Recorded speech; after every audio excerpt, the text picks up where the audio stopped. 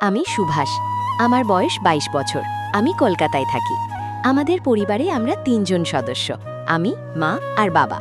বাবা সার্ভিস করেন আর মা হাউসওয়াইফ। আমার কলেজ সবে শেষ হয়েছে আর চাকরি খুঁজছি। এবার আসি আসল কথাতে। যেহেতু আমার ২২ বছর বয়স, তাই এই সময় মেয়েদের প্রতি নজর থাকাটা স্বাভাবিক। আর আমার একটু বয়স্ক মহিলা বেশি পছন্দ।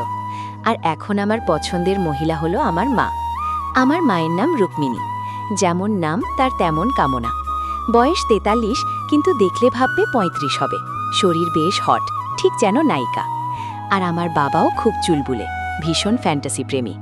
আমরা বাড়িতে সবকিছু ওপেন আলোচনা করি আর এনজয়ও করি।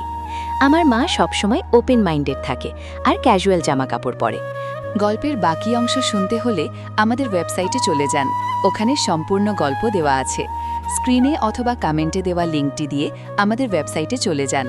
যদি এখান থেকে ওয়েবসাইটের লিঙ্ক না নিতে পারেন, তাহলে আমাদের ইনবক্স করুন বা কমেন্ট করুন।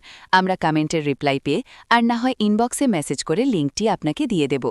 banglachotighar.netlify.app